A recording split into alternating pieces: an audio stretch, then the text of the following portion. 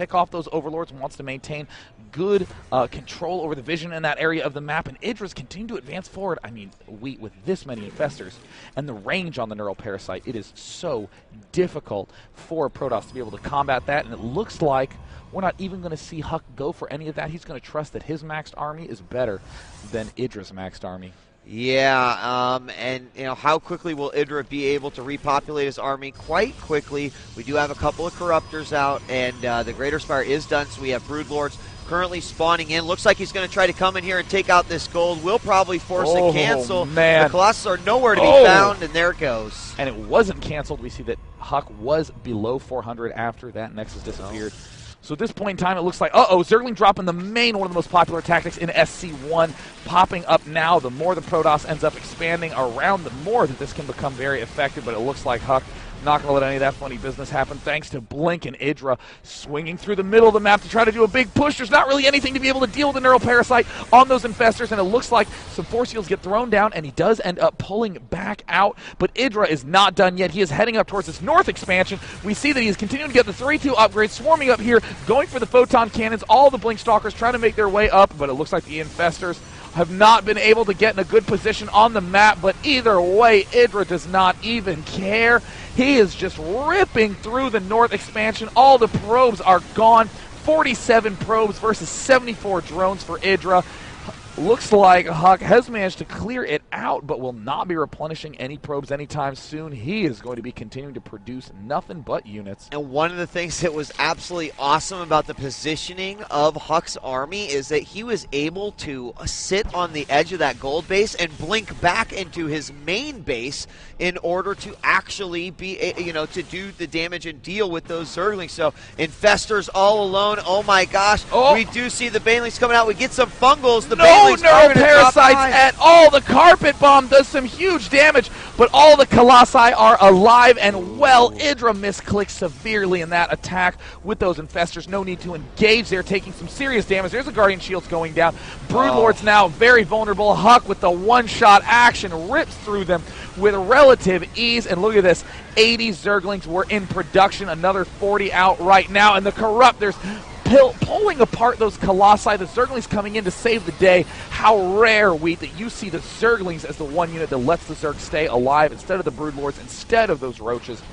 Just a huge macro of Idra at this point. Yeah, absolutely. The Carpet Bomb did do really good. You saw how quickly it eliminated some of those Stalkers. He did also take out all the Colossus with the Corruptors that he had, but he lost all the Broodlords, which was a pretty major hit to his army. Now, the fact that we have Idra on 5 base is good, but Huk with that gold base, that's a little bit scary and something I think Idra wants to try to deal with. We see another pack of Zerglings loaded up into an Overlord for a drop, possibly in the main, and that look. The Observer, the one that Idra did not manage to kill earlier on, is back, and he is spotting drops and taking names.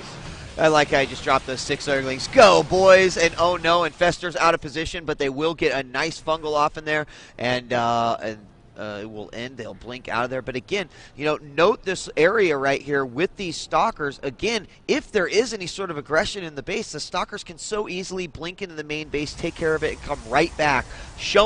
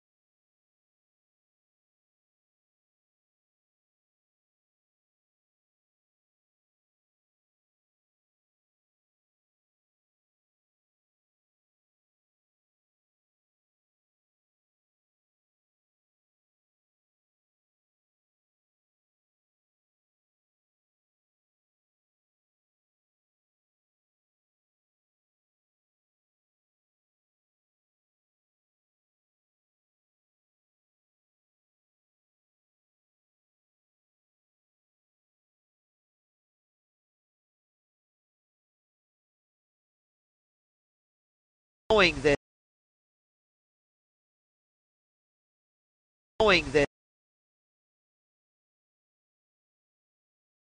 that we will see the Stalkers move on over. Now Stalkers are going to be in range. Stalkers move on over. Now Stalkers there, we still see a lot of them getting taken out here from the Broodlings, being chased away. Where is he moving his army then? As he's letting it, there we go, to the outside. He's going to actually kind of sacrifice this gold base as he lets the Broods move in. Also the Infestors over there on the right side. Oh yes, could so stop. dangerous. Oh, he's moving forward with, oh, this is so smart. He's advancing with the non-Blink Stalker units, so that way he doesn't get caught with a fungal growth and lose that expansion.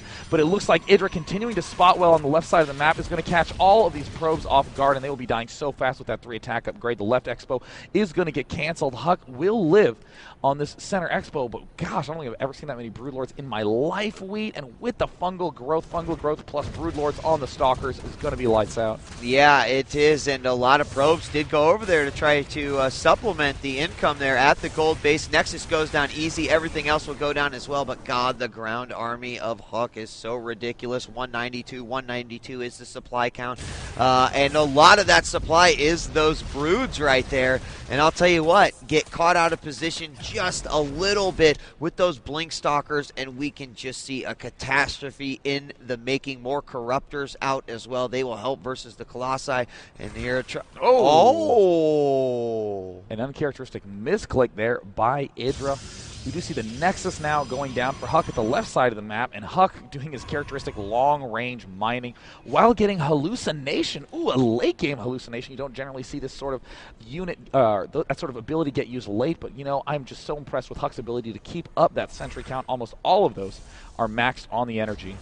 And we do still have, or we had another group of Overlords full of Lings making their way over to his opponent's base. They are going to go ahead and drop in right here. There's just a few Zealots back here, and again, I like this from Huck.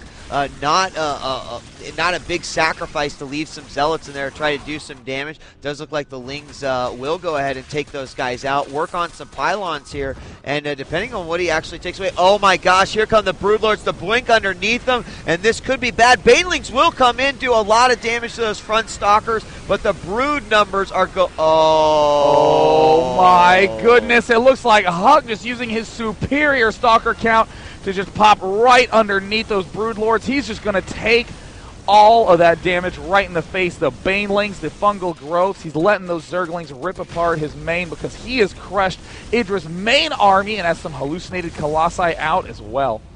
Wow. Seeing that many Broods die can make any Zerg speechless. So we're going to see him continue. He's taking a third and fourth base. Zerglings out once again. He will stop that final Zergling who was doing some damage. And now the attack on the gold. What sort of defense do we have? Not much. 2 Broodlords on the way. 3 Corruptors. But that is about it. Where's the rest of his army? A few Corruptors and trapping those very expensive Infestors. He doesn't take them out. More Zerglings streaming in to that western natural, the fourth, of Huck. And Huck's Zerglings actually doing a ton of damage all over the map. But what about that giant death ball that Huck is still roaming around the map with? I mean, it looks like Huck is rapidly running low on units. I mean, he's getting the 2/2 upgrades, but this one Forge does not have any power, so now he finally ends up getting that +2, chrono boosting that one away as well. But, I mean, Huck is almost forced to be defensive at this stage. It looks like Huck just went to kill the gold and pull right back. He doesn't want to get too deep into Zerg territory for fear of a counterattack or just too many units. And we see some Banelings, unfortunately, living a short life there as they are taken out. Tried to go after those probes. We are going to see an Overlord coming in. Oh, no, what is he going to drop? Well, he did manage to get the probes away from that base, but he was carrying exactly nothing. As we see the Broodlord count increasing yet again. Corruptors are thrown in there as well. The Stalker count is much, much lower now. So what will happen here in this battle? Looks like Huck is going to be pulling back, trying to warp in more Stalkers, but like you said, his Stalker count is low. He cannot warp in that many more, and Idra just has a seemingly endless torrent of Broodlords coming. I mean, he's had hundreds of Broodlords made this game, at the very least, and oh my gosh, Void Rays now out on the field, and it looks like there's some Zerglings doing a counterattack in the main. The Void Rays, all hallucinations, doing absolutely no damage whatsoever. There's the blink up onto the high ground, just trying to distract Idra. Those hallucinated Void Rays almost fully charged, Wheat. And Idra left the game? Oh.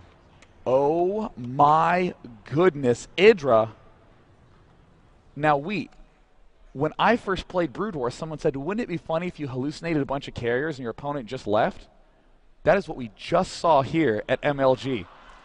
Yeah. There's a ton of hallucinated Void Rays in the actual army battle. And can we actually go back to the game screen real quick? Because just take a look at this. We saw the Stalkers come up here, start to target fire these Broodlords, and if you look down here, there's only a couple of Stalkers and a ton of sentries that would have died oh so quick to that, including their ability to take out those Colossi right there. All the rest of the Stalkers were over on that ramp trying to get back around.